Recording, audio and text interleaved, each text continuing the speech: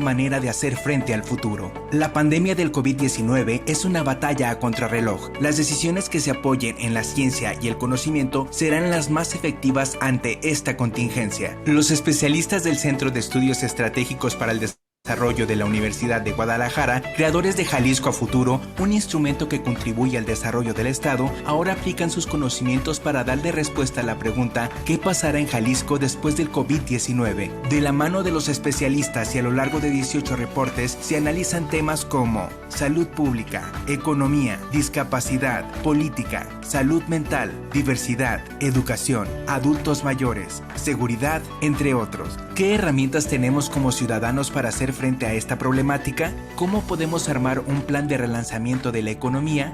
¿Qué alternativas podemos impulsar desde los gobiernos, la iniciativa privada, las universidades y la ciudadanía en general para sortear este reto? Las mentes más brillantes de Jalisco y México se han reunido para dar sus respuestas a estas interrogantes y de esta manera juntos encontrar el mejor escenario para nuestro estado. El futuro podrá ser incierto, pero si nos preparamos tendremos la capacidad de salir adelante. Conoce más sobre las conclusiones de este estudio en el sitio jaliscoafuturo.mx. Universidad de Guadalajara. Bienvenidos a este webinar organizado por la Universidad de Guadalajara. Soy Babel Arroyo, seré su anfitriona durante la próxima hora, como cada miércoles desde hace ya, ya tenemos varios meses, qué rápido se nos fue el año con estos webinars en los que tanto hemos aprendido, en los que estuvimos siguiendo incluso la elección de Estados Unidos antes de que tuviéramos los resultados que tenemos hoy. Y hoy vamos a hablar ya de los resultados, lo que sigue para México, lo que podemos prever en función de las relaciones con el legislativo, con los partidos, las visiones que va a tener cada uno de los gobiernos, porque nosotros sí creemos que, bueno, no creemos, nosotros sí sabemos que ganó Biden, por eso estamos hablando ya de la administración Biden, aunque todavía falta que el colegio electoral se reúna el 14 de diciembre. De una vez les digo quiénes van a estar con nosotros para que vean qué buen webinar vamos a tener hoy. Ya estuvieron antes hablando de las posibilidades que veían de la elección y ahora viendo los resultados. Fíjense, vamos a tener a Miguel Ángel Sigala, a Juan Macy, a Arturo Santa Cruz, a Heidi Jen y también a Jorge Chabat. A cada uno de ellos se los voy a ir presentando de todas maneras por separado, pero para que ya vayan viendo quiénes son nuestros panelistas. Ustedes los conocen a la mayoría de ellos, espero, y si no, pues corran a buscarlos porque se están perdiendo de algo inteligente e interesante.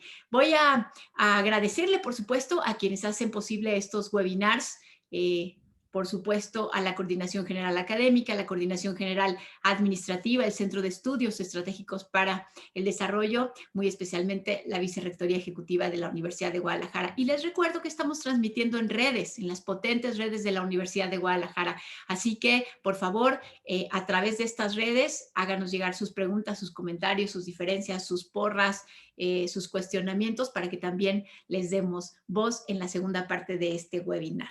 Y sin más preámbulos, voy a darle la palabra a nuestra primera panelista. Ella ya estuvo con nosotros hablando de lo que veía.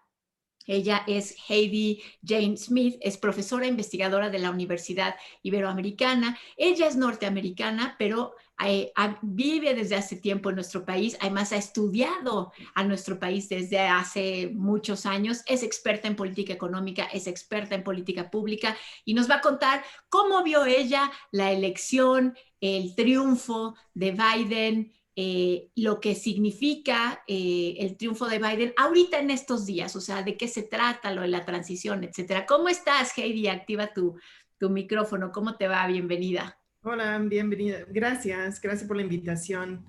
Pues le quiero contar un poquito de cómo fue la montaña rusa de los últimos días, que el 3 de noviembre fue las elecciones, el martes, y el martes estuvimos toda la comunidad norteamericana en Pinche Gringo, que es un restaurante aquí con un dueño también gringo en la Ciudad de México, donde estábamos viendo había muchísimos televisores, muchísima gente viendo qué iba a pasar con la noche de elección. Y como habíamos previsido, es que no iba a tener un ganador esa mera noche.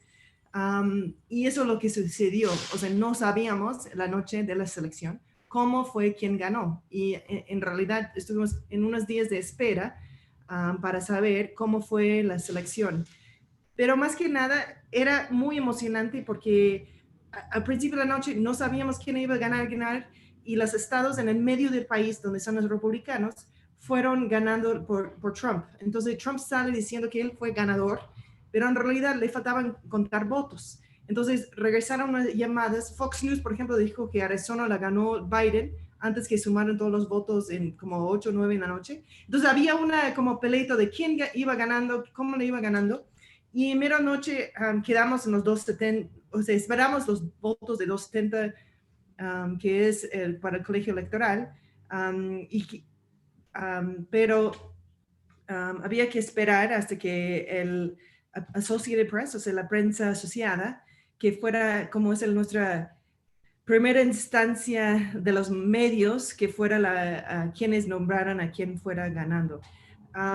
Y ahí justamente el sábado a mediodía es cuando nombra con las diferentes sumatorias, porque había mucho voto por correo electrónico, voto por correo postal, y algunos estados, y los estados más específicos que no sabíamos quiénes iban, empezaron sus conteos ese mediodía del el martes. Entonces tardó como 3-4 días, y el sábado justamente aprendimos, o sea, por los medios, que ganó Biden con la mayoría. Fue una elección extraordinaria, dado como estamos en la pandemia, pero además que fueron más que 1 millón de votos americanos antes de elecciones. 70% del electorado votaron, que es un turnout, o sea, que mucho más de lo normal. 1 de 4 boletas fueron votantes nuevas, y generalmente esas votantes nuevas son las personas que votan por los demócratas. Fueron más que 70,000 por cada uno de los candidatos. Entonces también los republicanos tuvieron muchísimo más personas votando, y eso es una ganancia para la democracia. Los estados que siempre quedamos, o sea, ¿qué iba a pasar y cómo va a pasar? Fue Pennsylvania, Iowa, North Carolina, Nevada, Arizona y Florida. Y justamente Florida fue rojo, y los estados que no sabíamos, que eran Michigan, Pennsylvania y Wisconsin, fueron azules. Y con el nombramiento de Nevada y Arizona ya fue totalmente claro que Biden ganó. Entonces o sea, el Partido Demócrata está muy feliz. Hay muchos festejos por internet, porque quieren tener más, o sea, privada la situación por cuestiones de la pandemia. Y justamente es el 15 de noviembre que nombran el colegio electoral. Ok. Y ahí es cuando toman la decisión de oficialmente nombrar presidente electo. Pero mientras tanto, ahí la candidatura de Biden y el equipo de Biden, ya no hay remedio atrás por pleitos electorales. Han puesto muchos casos de leyes que faltaron o fue fraude, lo que fuera, pero en realidad lo que hubo una red de prensa ayer de los abogados de Biden dice, no hay forma, o sea, están enviando las demandas, pero las demandas no tienen fondo, y con eso no es suficiente para que haya un problema muy grande con esas demandas que están haciendo. Y la otra cosa que pasó ayer es que el equipo de Biden pasó su lista del equipo de transición. Entonces, sigue con un plan de transición, pero al mismo tiempo Pompeo, que es el secretario de Estado de Estados Unidos, dijo que con su equipo de transición iba a ser pacifista y muy fácil, pero no tiene los votos para decirlo. Entonces es contradictorio, es muy difícil entender la política nacional hasta que realmente tenemos esta certificación de Biden hacia el colegio electoral. Heidi, qué buena radiografía nos acabas de hacer. Me llamó especialmente la atención eso que dijiste de los jóvenes que entraron a votar por primera vez. Bueno, no dijiste que eran jóvenes, sino que eran los nuevos votantes. Yo supongo que son los jóvenes. No habíamos visto yo no me había detenido en ese detalle. Gracias, Heidi. Paso ahora a escuchar a nuestro siguiente panelista. Él es Juan Macy, ya también lo habíamos escuchado. Él es socio de McCabe CPA and Consulting Group. Él vive en Arizona. Nos había platicado también sobre lo que podía suceder en un estado fronterizo con las elecciones, y ahora nos va a platicar sobre lo que sucederá después de las elecciones. Pero antes antes de eso, Juan, platícanos sobre este último punto que puso sobre la mesa Heidi, que es el no reconocimiento de los republicanos del resultado electoral. ¿Basta con que no haya este reconocimiento para que digamos que hay una crisis electoral en Estados Unidos, Juan? Bueno, pues depende de a quién le preguntes, pero el presidente Trump, desde que se lanzó la primera vez su candidatura en el 2000 o para la contienda del 2016, empezó con puntos de propaganda que estaban encaminados a quitarle legitimidad al proceso electoral. Desde el principio, él dijo que los demócratas hacían trampa y que tenían toda una red que ellos le llamaban el Estado profundo para que las elecciones siempre resultaran a su favor.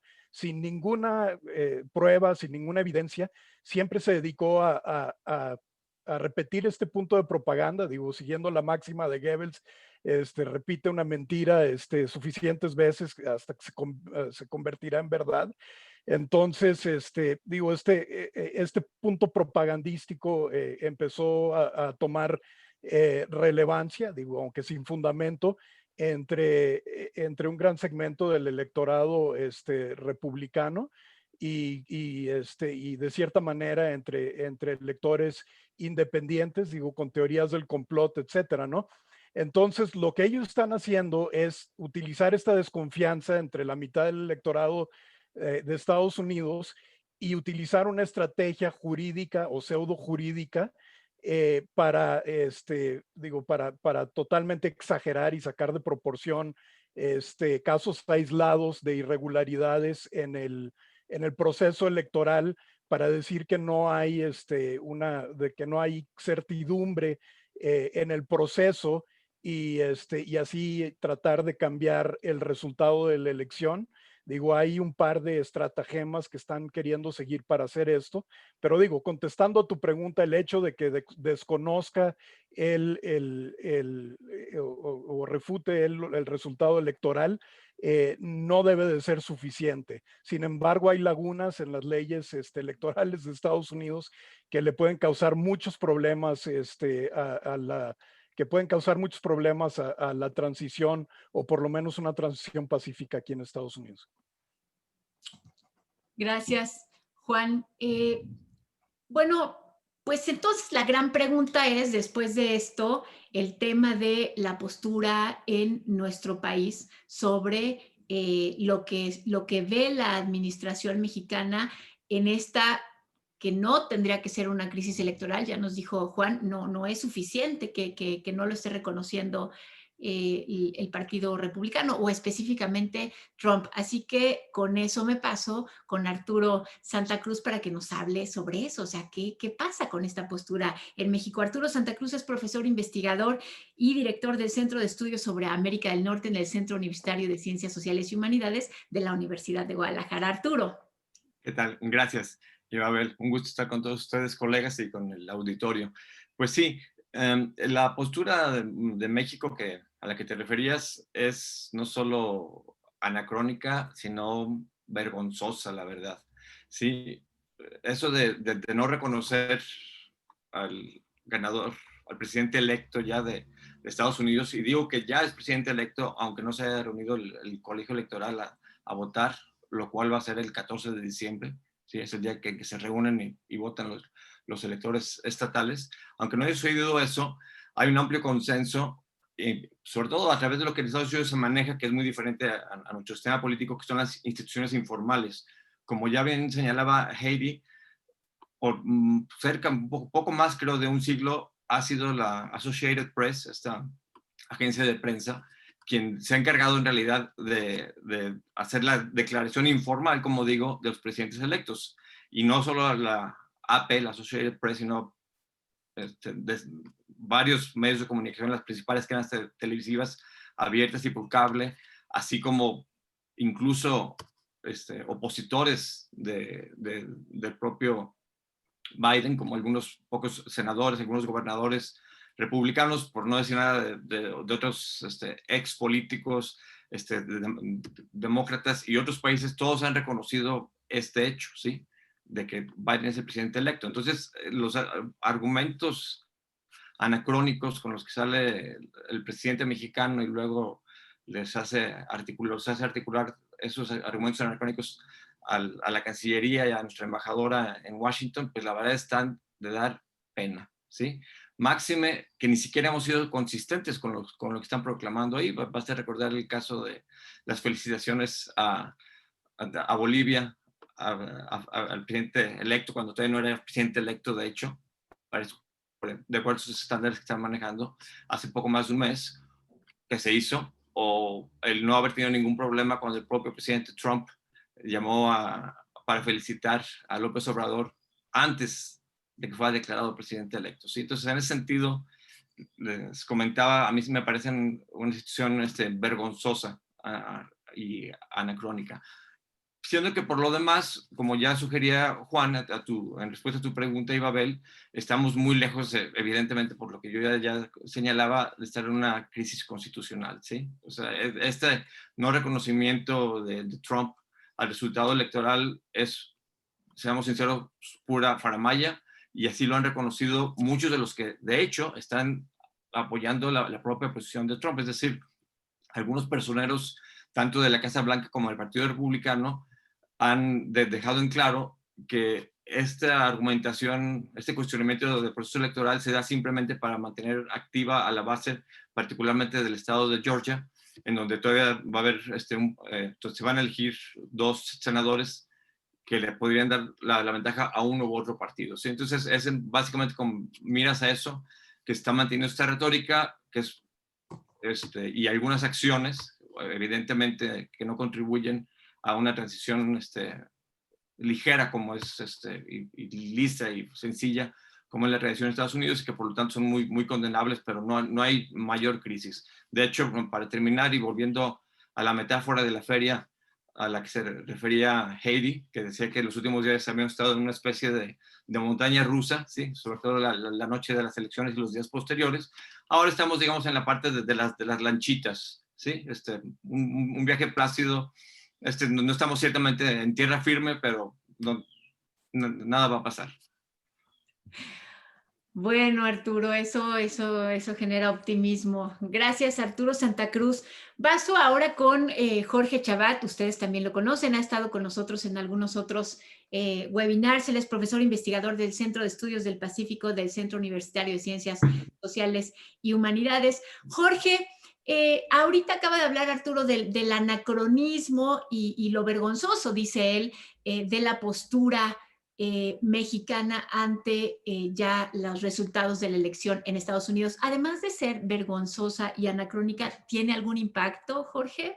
¿O podemos estar tranquilos?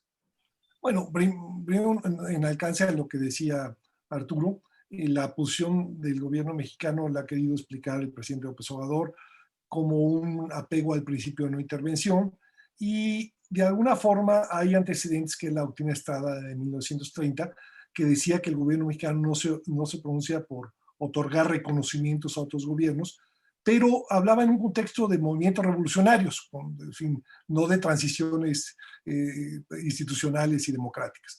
Y realmente lo que estamos hablando aquí no es de un reconocimiento, es de una felicitación. O sea, no es exactamente lo mismo que se ha hecho en otras ocasiones. Entonces, ciertamente, aquí yo creo que tiene que ver, pues también, y lo dijo el propio López Obrador, con el recuerdo que tiene la elección del 2006 y que la visión que tiene que le hicieron fraude. Y bueno, entonces eso explica parte de esta actitud, ¿no?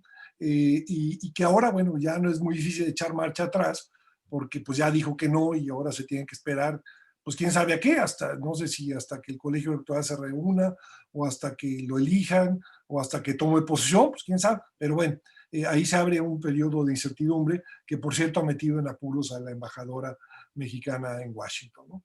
Ahora, ¿qué consecuencias va a tener?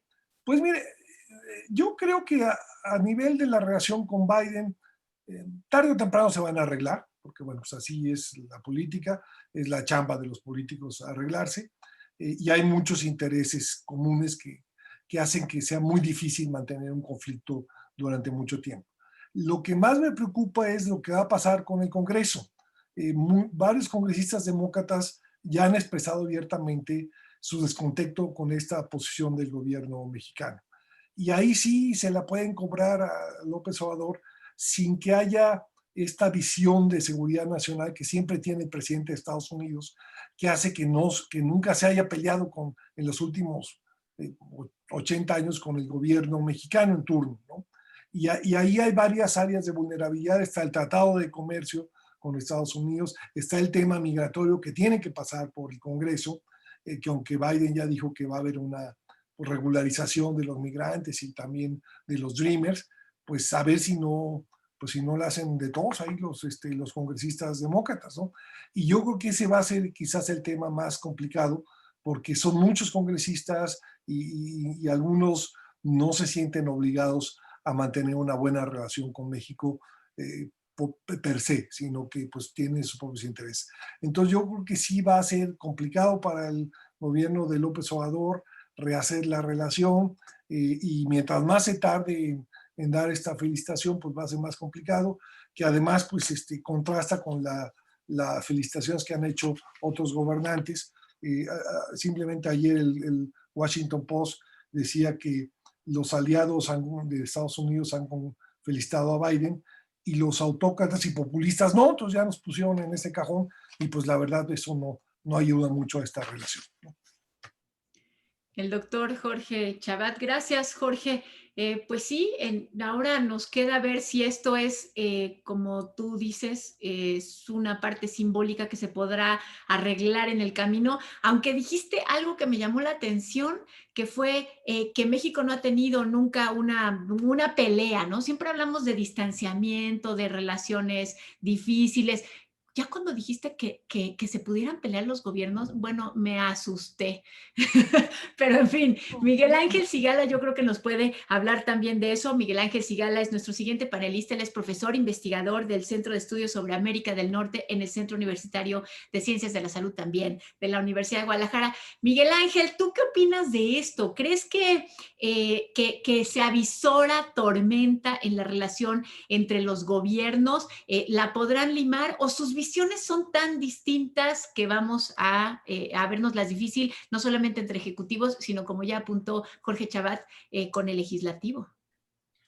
Sí, bueno, antes me gustaría comentar que, como habíamos anticipado en otras conversaciones, creo que la victoria de Biden, en términos generales, es buena para México, ¿no? ¿Por qué? Porque, bueno, al menos en las formas, ¿no? Y que después repercuten en políticas, pues con Biden no vamos a ver, pues, estas a veces medidas y posturas draconianas de Trump en temas migratorios, en temas comerciales. Ya no va a haber las amenazas, me parece, para imponer aranceles a nuestras exportaciones, a cambio de que el gobierno mexicano implemente alguna medida, como fue, por ejemplo, el caso de cuando detuvo la migración y las caravanas de migrantes centroamericanos en nuestro país. Me parece que esas formas más severas, ¿no?, de ejercicio de poder de Estados Unidos sobre México ya no las vamos a ver, o al menos no de manera tan burda.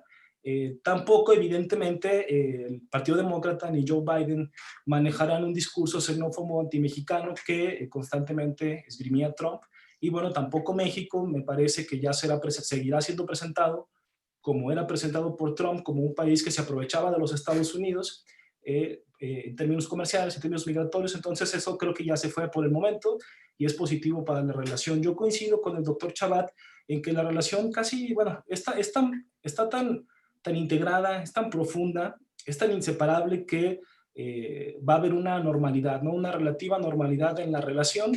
Pero aquí yo sí me atrevo, ahora iba a ver, regresando a lo que nos comentabas de las visiones, yo sí me atrevo a pensar que puede haber algunos raspones en la relación debido a estos símbolos que pues el gobierno de la 4T, particularmente a través del presidente López Obrador, pues ha utilizado de manera frecuente y constante y de manera enfática, utilizando la política exterior pues como una herramienta para construir una imagen del gobierno de la 4T como un país nacionalista, soberanista, defensor verdadero, ¿no?, de los intereses de los mexicanos, no como otros gobiernos, ¿no? En este sentido creo que sí hay diferencias marcadas y eventualmente puede haber roces, quizá de nivel de baja política, no que generen un problema en la relación, pero yo creo que sí. ¿Por qué? Porque por ejemplo, en términos generales, el presidente Biden ya ha anunciado, y el Partido Demócrata es parte de sus rasgos generales de política exterior, pues son más favorables a la globalización,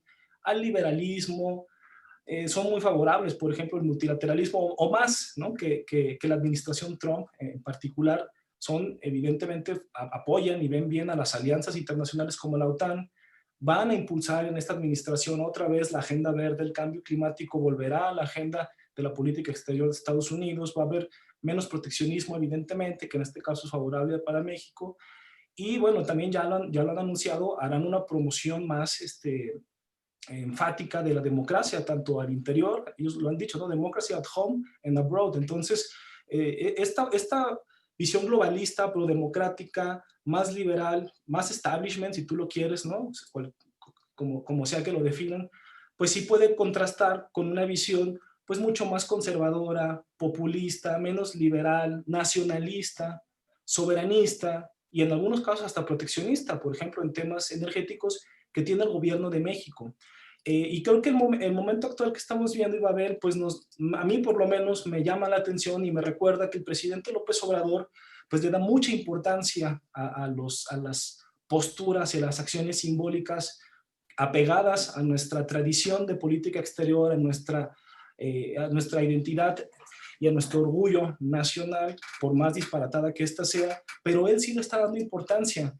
Y bueno, el no reconocer en este momento o felicitar a Joe Biden, evidentemente se enmarca en este simbolismo que en mi opinión, pues el único beneficio, si es que tiene algún beneficio, es para él, ¿no? Es un beneficio para satisfacer pues a su base, que evidentemente está a favor y está de acuerdo con la visión conservadora, añeja, antiquísima de la no intervención en la política exterior, y el presidente, bueno, lo esgrime.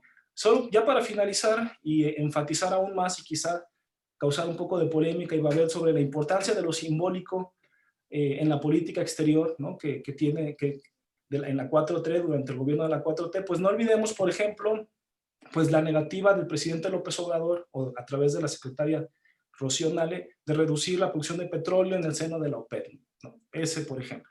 O el tema del penacho de Moctezuma, o las disculpas que el gobierno de México le está pidiendo a España y al Vaticano por los agravios, ¿no? a los pueblos indígenas y por lo tanto a nuestro país. O presumir la rifa, como le decían, la rifa no rifa, del avión no avión, en el discurso ante la Asamblea General de las Naciones Unidas, ¿no? O defender a Pemex al calificar a las energías limpias como un sofisma, y ahora, por ejemplo, pues no felicitar a Biden supuestamente porque va en contra de nuestros principios de política exterior. Entonces, le está dando mucho peso a lo simbólico y tanto que en este momento lo está llevando a un gran problema, ¿no? Porque no es lo mismo tener gestos simbólicos con Bolivia a tenerlos con Estados Unidos. Yo coincido con el doctor Chabat que los demócratas en el Congreso le van a cobrar la factura a López Obrador, y que tal vez estos aspectos ideológicos de visión de política exterior y de visión de mundo pueden afectar eventualmente a la relación, y se deberá obviamente a una percepción y construcción retrógrada, ¿no? que se hace de la política exterior y de la visión que en general se tiene del mundo y de las relaciones internacionales. Gracias, Miguel. Me das pie para preguntarle a Heidi con todo lo que acabas de decir. Quizá me gustaría detenerme un poco en esto de la visión de la política exterior que tiene Estados Unidos. ¿Cuáles son las diferencias, Heidi, que tú ves entre la visión de política exterior que tuvo Trump y la que va a tener Biden, para que completemos este escenario que nos acaba de dibujar Miguel Ángel? Sí, es una buena pregunta, y yo creo que mucho de eso es el regreso de los años de Obama en términos de multinationalism, multi-internationalism, o sea, utilizando las organizaciones internacionales para ejercer el poder de los Estados Unidos. O sea, el poder de los Estados Unidos es fuerte y hay que utilizar todos los instrumentos posibles para arrancar una diplomacia más seguro, más equilibrado, utilizando no solamente aquí son mis 5 enemigos y voy a tratar de evitarlas, sino más bien es una diplomacia utilizando muchísimas herramientas internacionales, multinacionales, regresar a los Paris Climate Accords, the Nuclear Agreement con Europa para tratar a Irán, regresar. Ya sé que hasta Israel ya envió una felicitación a Biden. Hay más que 80 países que han enviado las solicitudes de felicidad, y no fuera la campaña de Biden que la ha pedido, si más bien es la voluntad de cada país para hacer su forma, mandato para felicitar. Entonces, no solamente es el internacionalismo, ya el equipo de transición tiene más que 5 personas en trabajar con la ONU, por ejemplo, o sea, la regresión de un multinacionalismo, multilateralismo a través de la ONU. Pero en América Latina tenemos un par de cosas preocupantes, en particular el nombramiento de Trump hacia el director del BID, que es un español americano-cubano, y eso va a tener una relación interesante para los Estados Unidos. No sabemos exactamente cómo va a ser, si nombra un director general norteamericano y pone la postura antes de ese señor, que es un nombramiento de Trump, y él tiene un cargo de 5 años. El Banco Mundial ya va a tener otro enfoque, además.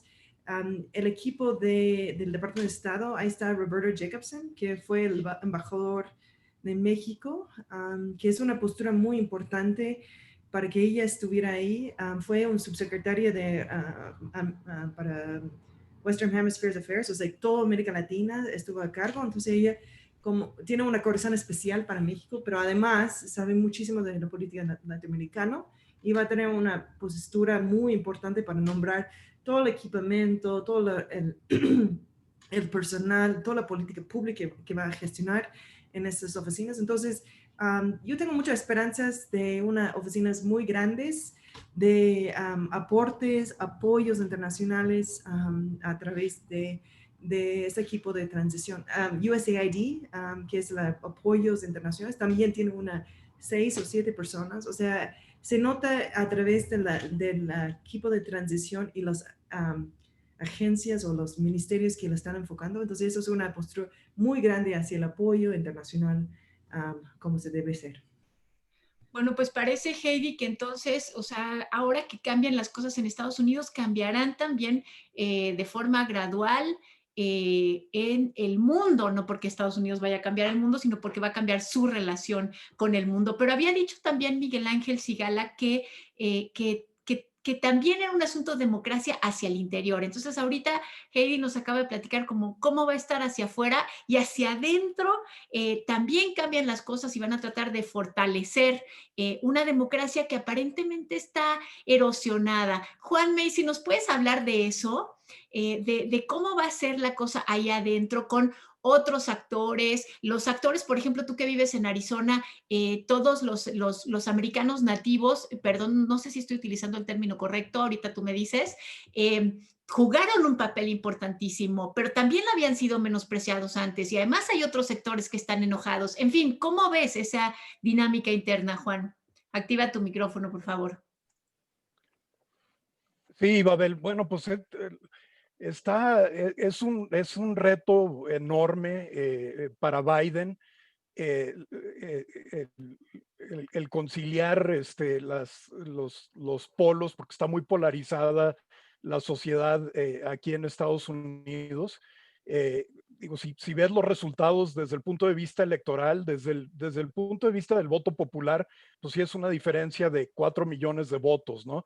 Pero desde el punto de vista del voto electoral es una diferencia minúscula, ¿no? Entonces está, o sea, dividido, o sea, la población, el electorado en Estados Unidos está dividido casi a la mitad, ¿no? Entonces, bueno, y cada lado está atrincherado totalmente en sus posturas, y el poder reconciliar esas diferencias, o sea, va a ser algo, o sea, va a ser un reto tremendo para el presidente Biden. Si tú te fijas en el mapa electoral, o sea, donde ves pintado de azul, es casi todo. La mayoría está en las costas y en los centros urbanos de Estados Unidos. Donde ves lo rojo está en todas las áreas rurales de Estados Unidos, ¿no? Entonces, bueno, independientemente de la retórica, independientemente de la narrativa, pues esa división no es sana para los Estados Unidos, ¿no? Y si te fijas ya a nivel demográfico en los resultados, el 57% de quienes votaron por el presidente Trump para su reelección son pues es la población caucásica, la población blanca, ¿no? Entonces, pues, ves la disparidad también desde el punto de vista racial demográfico. Y para responder a tu pregunta acerca de Arizona y del voto nativo americano, Arizona es un estado cuya demografía ha ido cambiando de una mayoría blanca a mayor diversidad, y esta diversidad se ha ido dando tanto por la presencia de la población hispana como por el crecimiento de la población nativoamericana. Desde el punto de vista estratégico, bueno, pues había mucho enfoque en el condado de Maricopa, que era bastión tradicional de los republicanos, donde estaba el famoso sheriff Joe Arpaio, que era totalmente antiinmigrante y tenía unas medidas muy crueles en contra de la población hispana en el estado de Arizona, en el condado de Maricopa. Digo, ahí ha ido cambiando la demografía, digo, a pasos muy acelerados por la presencia de la población hispana y también de la población nativoamericana. Entonces, bueno, en mi experiencia personal, cuando hubo un grupo que se nos acercó, que nos preguntaron que querían participar para ayudar a la elección de Biden en Arizona, y nos preguntaban que con quién podían hacer equipo en el condado de Maricopa para poder cambiar los resultados de la elección en ese condado, ¿no? Entonces, pues mi grupo, ustedes conocen a Rodrigo Aguilar, un productor de Hollywood que se llama Marcos Klein, que también es mexicoamericano, y un activista chicano, Salomón Valdenegro de Tucson. Nos juntamos y les dijimos a estos, a este grupo de California que quería incidir con producciones mediáticas, que el condado de Maricopa ya había muchísimos recursos que estaban entrando de todo el país para poder sacar el voto, para poder hacer activismo electoral. Y decidimos que pues, donde estaba la mayor oportunidad para incidir, para poder hacer el cambio, era en la región nativoamericana del noreste de Arizona.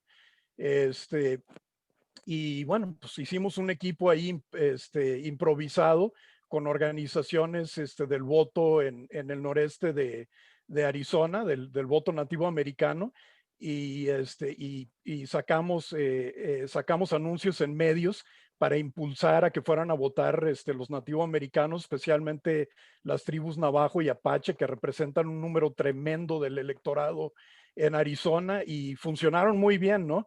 En el caso de la Nación Navajo, 97% del electorado salió a votar por Joe Biden, y tuvieron turnout, o sea, salieron a votar en números muy grandes, en números récord, y excepto por un condado, todo el noreste de Arizona se fue para Joe Biden. Y bueno, pues han estado mencionando en medios Van Jones de CNN, el mismo Joe Biden, que ahora está hablando de tener a un nativoamericano en su gabinete.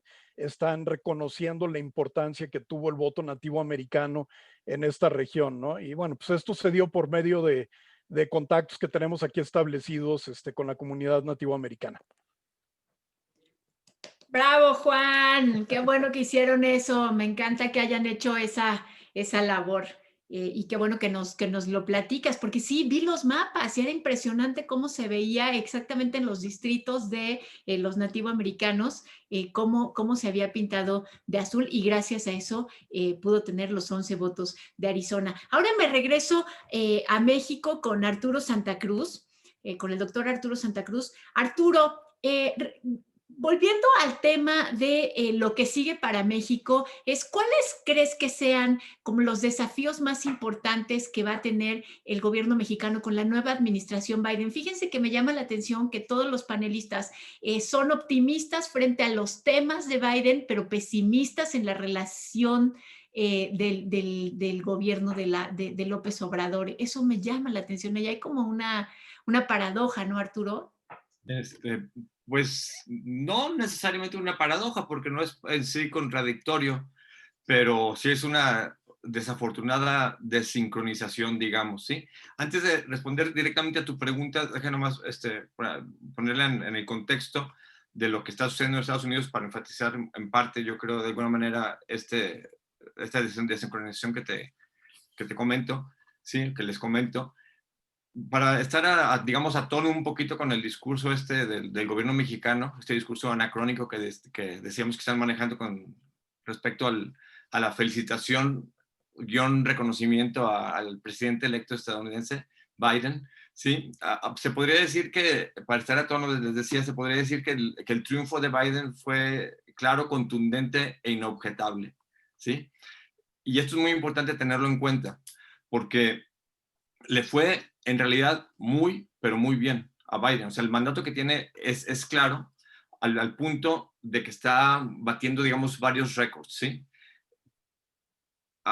Parece que a la fecha, por los votos contados, tiene poco más de la mitad, del 50.8% del voto popular, ¿sí? Que es el que contaría en cualquier otra democracia, ¿sí? Y esto en sí está estableciendo un récord con respecto al porcentaje de votación que obtiene un candidato que está retando, por así decirlo, a quien se encuentra, a quien están buscando la reelección, ¿sí? Anteriormente, lo único que había tenido un porcentaje similar o superior al que estaba ahorita teniendo Biden fue Ronald Reagan cuando derrotó a Jimmy Carter, ¿sí? Entonces, en este sentido es muy importante tener en consideración que cuando un presidente estadounidense está buscando la reelección, los dardos están muy cargados a su favor. O sea, menos de una tercera parte de los presidentes estadounidenses que buscan la reelección fallan en el intento, ¿sí? Entonces, eso en buena manera explica lo que mucha gente ahorita, de lo que mucha gente se sorprende, que aparentemente le fue muy bien a Trump. Y sí, o sea, relativamente sí le fue muy bien, lo cual es preocupante, pero buena parte de esto, para reiterar, los explica por qué él estaba ya en el poder, ¿sí? Eso los catapulta. Es decir, cuando se elige a un presidente de Estados Unidos por primera vez, básicamente se le está eligiendo para un segundo término, ¿sí? Entonces, de ahí la importancia, pues, del logro de Biden en ese sentido. Ahora, este mandato al que me refería, ya para ir entrando a lo que es tu pregunta, viene amarrado de algunas agendas muy claras, muy precisas, con las cuales desafortunadamente hay una desincronía terrible con respecto a la agenda de política pública de nuestro país. Caso muy, muy concreto, toda la cuestión energética, ¿sí? El impulso a las energías limpias, ¿sí? Aquí estamos, una vez más, de manera por demás anacrónica, yendo en sentido contrario al sentido de la historia. Aquí sí pues, se podría uno hasta decir, ¿verdad? Este asunto que ya mencionó de pasada Miguel Sigala con respecto a la postura de Nales, ¿sí? de la secretaria de Energía, con respecto al recorte de nuestra cuota petrolera en el marco de este acuerdo con la OPEP, o el sofisma supuesto que se refirió nuestro presidente con relación a las energías verdes. Pues eso va completamente en sentido contrario del impulso, por una parte, que se le quiere dar en la agenda estadounidense de la administración entrante, ¿sí? Pero por otra parte, y más preocupante, nuestro propio gobierno está actuando en contra de lo que ya firmó, ¿sí? O sea, al ir en contra, no solamente por principio, digamos, no sé qué también mejor tengan alguna otra especie de doctrina Carranza con respecto a las energías recomendables en este gobierno, pero aparte de esto, se está olvidando lo que firmó en el TEMEC, en este NAFTA Telecán renegociado, ¿sí? Que por el medio del cual el gobierno mexicano, como sus dos contrapartes, se comprometen a dar trato igualitario a los inversionistas extranjeros, ¿sí? Y en particular en esta área de las energías, y donde estas compañías extranjeras estaban entrando fuerte, no solamente en el ámbito petrolero, sino también en el ámbito de las energías limpias, el gobierno de López Obrador está yendo en contra. Entonces aquí eso es un conflicto doble, una desincronización doble, ¿sí?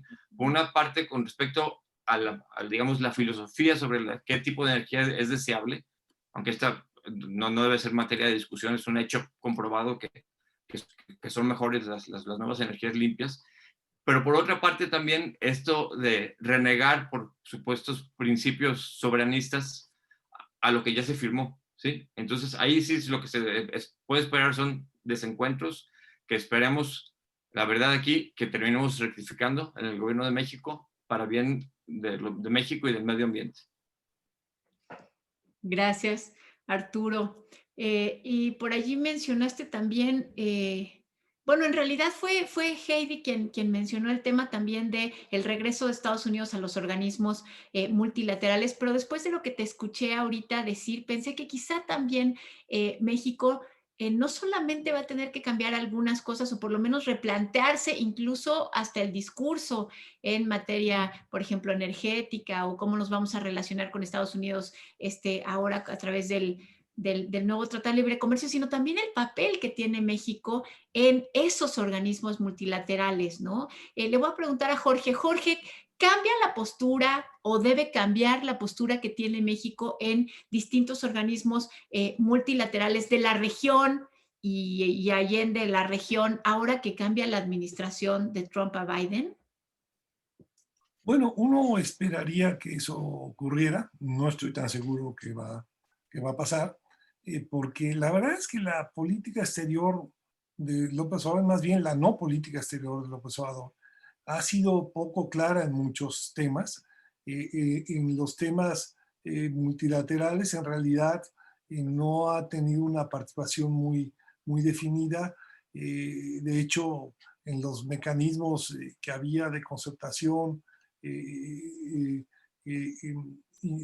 hemisféricos para ver las crisis en el hemisferio, como el Grupo de Lima, México se ha salido, se ha retraído. Entonces sí, es factible que haya algunos desencuentros, porque efectivamente lo que se espera con Biden es que hay una mucha mayor participación de Estados Unidos en foros multilaterales, a diferencia de lo que ocurría con Donald Trump. Incluso Biden ya anunció que va a regresar al Acuerdo de París sobre medio ambiente, y eso pues va a plantear retos al gobierno mexicano, además de lo que ya señaló Arturo, que yo estoy absolutamente seguro que va a haber conflicto, porque claramente en el tema energético la visión del gobierno López Obrador, es una visión que no checa ni con lo que se firmó en el Tratado de Libre Comercio, ni con lo que está pasando en el mundo, ni con estas tendencias hacia energía limpia y medioambientales. Digo, el usar carbón pues simplemente es una política del siglo XIX. Entonces ahí creo que sí va a haber desencuentros, pero sí habrá que ver sobre todo en los temas que históricamente el viejo PRI tenía desencuentros con Estados Unidos, que es el tema de los derechos humanos en los organismos internacionales. Ahí yo me temo que la política del gobierno de López Obrador va a ser la más tradicional del PRI de los años 60, de que yo no opino, no me meto. De hecho, lo ha manifestado recientemente en el caso de recomendaciones sobre Venezuela, que México no quiso participar del consenso que había en los organismos internacionales. Entonces ahí yo creo que esto se va a acentuar, porque a Trump eso no le preocupaba mucho, los derechos humanos, ni ninguna participación en ese sentido, pero los demócratas históricamente sí han puesto mucho énfasis en ese tema.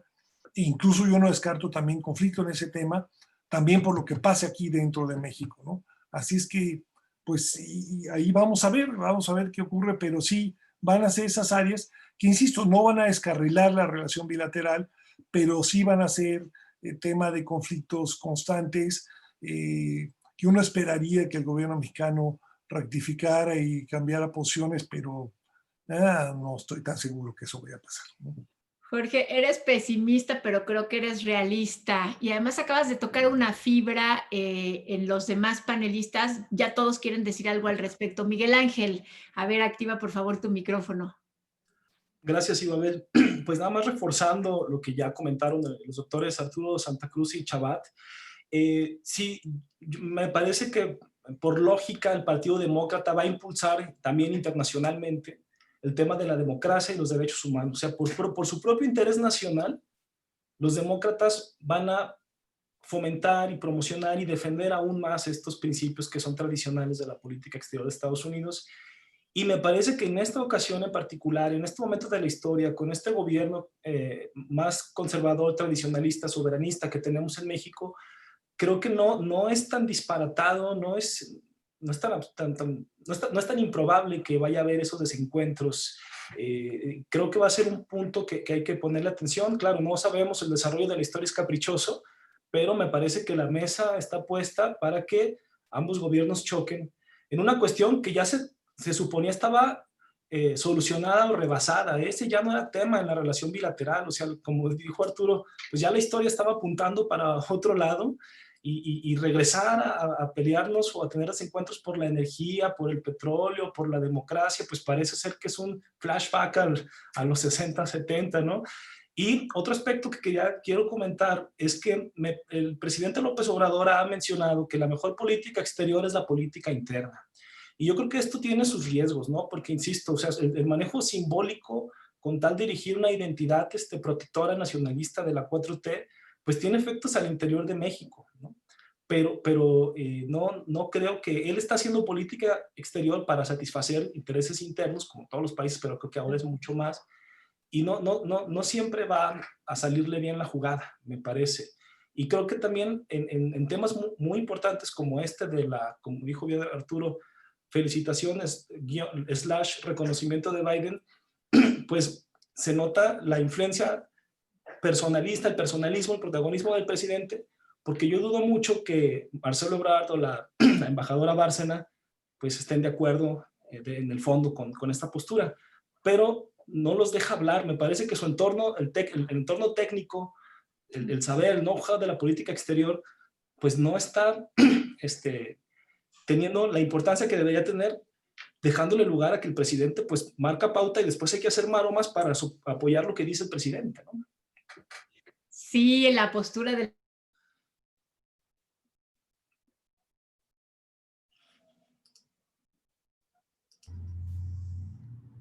Se nos fue.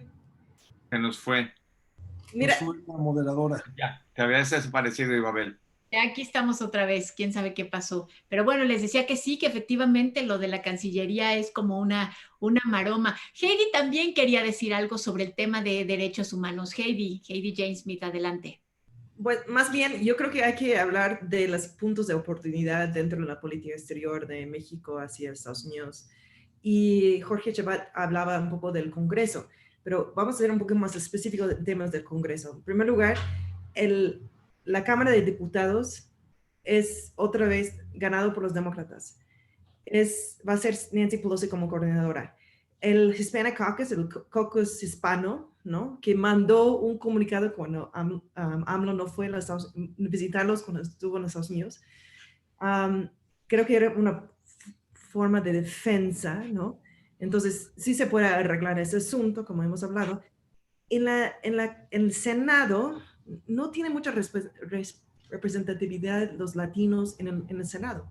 Ahorita estamos con un recount para Georgia, para ver si va a ganar los demócratas o no. Entonces, si ganan los demócratas, ya tienen ambas cámaras, o sea, ambas cámaras, además la presidencia. Entonces va a haber mucho más flujo en términos de política pública gestionada, ¿no? Tenemos una o dos latinas que tienen raíces, pero son segunda o tercera generación latinas. Entonces, no hay tanta representatividad en el Congreso en términos del Senado. Pero igual, donde va a haber como puntos de encuentro va a ser en tal vez latinos nombrados como secretarios, que hemos tenido varios. Los Castro Brothers están puestos.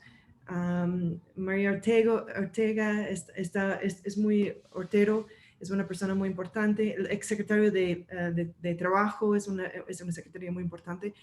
Pero mucho tiene que ver con quién está nombrado en USTR, the Trade Relations, y cómo va a detener o contener la política de cómo va a ser la implementación de TMEC, ¿no? Que TMEC ya no es un Free Trade Agreement en sí, es un paso antes, justamente porque los Estados Unidos quiso, abajo de Trump, ser menos, o sea, de largo plazo, que NAFTA fue de 20 años, 25 años. Ahora los Estados Unidos pueden salir del TMAC mucho más rápido. Entonces, esta implementación va a ser mucha política por medio. Pero la área de oportunidad, yo creo, donde está muy fuerte, es en el área de, no solamente de derechos humanos, pero rendición de cuentas y anticorrupción, donde sí tiene mucho interés Estados Unidos, y de narcotráfico, que es un punto muy importante.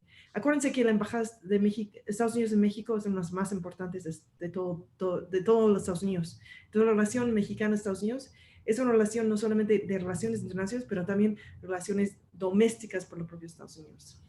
Claro, y precisamente por eso, por lo que acabas de decir, por la importancia que tiene nuestro país y la relación con nuestro país, quiero hacer una pregunta última porque ya se nos va a acabar el tiempo, pero ¿cómo se está leyendo? A ver, Juan, quizá tú nos puedes ayudar con esto muy brevemente. ¿Cómo se está leyendo en Estados Unidos? Además de lo que ya dijeron que sacaron en algunos medios que son los autócratas los que no lo han felicitado, pero ¿qué tan importante es para la administración Biden, la futura, que no se haya hecho un reconocimiento, felicitación de parte del gobierno mexicano? ¿Es importante?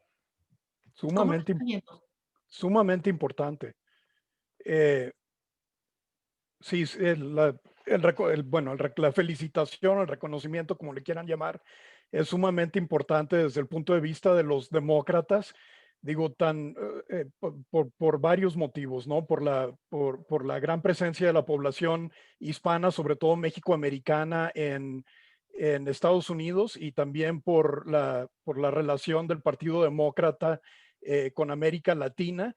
Y lo que se mencionaba, o lo que mencionaban varios panelistas acerca del retomar las organizaciones multilaterales, la presencia de Estados Unidos en las organizaciones multilaterales y estar en contacto con todos los jugadores a nivel internacional desde todas esas perspectivas es muy, muy importante. Yo creo que lo que más cabe destacar es de esto, o sea, de la manera en que México reaccionó, no es tanto el que no lo haya felicitado, sino la manera en que se comunicó esto, ¿no? El decir de que primero se tenían que resolver las situaciones, los conflictos legales, ¿no? Yo creo que si la administración en México hubiera dicho, pues vamos a esperar a que el procedimiento formal se lleve a cabo, que es que el colegio electoral vote el 14 de diciembre y luego todo siga su curso, pues yo creo que no hubiera sido tan controvertido, ¿no? Pero el decir de que pues, primero se resuelvan los procedimientos legales, pues yo creo que muchos en la trinchera, en el bando de Trump, lo están interpretando como que México está tomando la postura de Trump de que quizás la elección haya problemas de credibilidad y legitimidad. Entonces, pero regresando a la pregunta, sumamente importante. Oye, ya nos vamos a ir, Juan, pero quiero preguntarte a ti y a todos.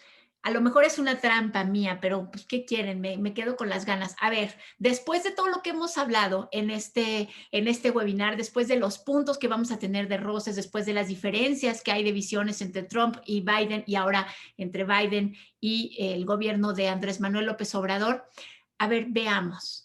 Empiezo con Juan, que ya estaba aquí. ¿Nos va a ir mejor o nos va a ir peor, Juan? Es una trampa. ¿A nosotros quiénes? A nosotros los mexicanos, digo, en México. Yo creo que en términos generales, yo creo que va a estar mejor la relación bajo Biden, pero hay ciertos puntos que hay que observar muy de cerca, ¿no? Se hablaba del Congreso de los Estados Unidos, hay un impulso fuertísimo por parte del ala progresista y ambientalista del Congreso de Estados Unidos para hacer reforma energética, y eso, o sea, si se frena totalmente las exportaciones de hidrocarburos a México para cosas de refinación, para asuntos de refinación o para las plantas de ciclo combinado procedente del fracking, México va a estar en apuros en política energética, y así, digo, sé que se me está acabando el tiempo, pero así hay varias cosas, ¿no? O sea, hay que poner atención especial a los asuntos específicos. Te digo, Juan, es que a mí me da la impresión de que estamos con sí, pero no. O sea, sí, pero hay que tener cuidado. Miguel Ángel, ¿tú qué opinas? Pues yo quisiera, más bien, yo me voy por un rotundo sí. Yo creo que sí vamos a estar mejor con la administración Biden, con la administración ahora demócrata, pero no porque los republicanos sean algo negativo que ha perjudicado a México. Yo creo que más bien es el tipo de liderazgo que el del presidente Donald Trump el que afectó la relación. Yo creo que cuando se va un líder de estas características, pues tanto México como Estados Unidos ganan. Entonces yo creo que sí nos va a ir mejor porque se va este tipo de líder. Y si el Partido Republicano pues regresa a un centro, a una sensatez, pues también nos seguirá yendo bien con el Partido Republicano, con el Demócrata, pero creo que nos va a ir bien. Sí, ¿por qué? Porque se fue Trump. Gracias, gracias Miguel Ángel. Yo vi a Heidi sonriendo y asintiendo. ¿Estás de acuerdo, Heidi? Sí, yo veo una oportunidad grande para México en esos momentos. La mejor forma de hacer política pública es estar involucrado en hacer las políticas públicas que quiere. Entonces, en ese momento va a haber mucha más participación, tanto de mexicanos como americanos, haciendo la política. Y si fuera así, va a ser mucho, mucho mejor para México en ese momento. Gracias, Heidi Jane Smith. Arturo Santa Cruz, ¿tú qué opinas? Sí, coincido con Miguel. Definitivamente es mejor tratar con un caballero que con un barbaján, ¿sí? Y esto lo estoy extendiendo a las administraciones del presidente saliente Trump, un barbaján, y a la entrante de Biden, un caballero. Pero no solamente por el trato nos va a ir mejor, el trato que esta diferencia representa, sino que también es siempre bueno lidiar con alguien que sabe administrar mejor, que es más próspero y que por lo tanto te compra más, digamos en términos económicos, que con alguien que es más arisco, más tacaño y no sabe administrar bien, ¿sí? De hecho, como ya se está viendo en esta etapa desastrosa para la economía mexicana en que vamos a achicarnos un 10%, en la parte por donde estamos creciendo es por parte de las exportaciones a Estados Unidos y se espera que con Biden la economía estadounidense crezca más y por lo tanto nos siga comprando más, por lo tanto nos ve mejor con un mayor crecimiento traído por la administración Biden. Gracias, Arturo Santragustín. Debí de haber empezado por aquí, luego ya lo desarrollábamos porque se pone bueno. Jorge Chabat, ¿tú qué opinas? Bueno, mira, yo creo que a los mexicanos que viven en Estados Unidos les va a ir mejor porque con la llegada de Biden se desmonta todo este clima racista, discriminatorio que ha generado el presidente Trump. Yo también creo que a los mexicanos en México en general nos va a ir mejor porque los temas que va a impulsar Biden a la larga van a beneficiar a la mayoría del país. A quien no creo que le vaya mejor con Biden es al gobierno de López Obrador, pero es por culpa del propio gobierno de López Obrador, porque tiene ahí una serie de políticas y de fijaciones y de ideas pues, que van a chocar con Biden. Pero bueno, pues así es este negocio, ¿no? Contundente final el de este webinar. Muchas gracias a Arturo Santa Cruz, Miguel Ángel Sigala, Jorge Chabat, Heidi Jane Smith y Juan Macy por habernos acompañado en este conversatorio en el que hablamos sobre la elección de Estados Unidos, el papel que juega México, lo que va a pasar con el mundo, lo que va a pasar en Estados Unidos, lo que va a pasar con el gobierno de Andrés Manuel López Obrador. Por lo menos ya algunos caminos que podemos avisorar. Abren ya sus micrófonos para despedirnos. Muchas gracias y le agradezco sobre todo a usted que nos acompañó en este webinar. Gracias, Jorge, Arturo, Miguel Ángel. Muchas gracias. Juan. Hasta luego. Gracias, Universidad de Guadalajara.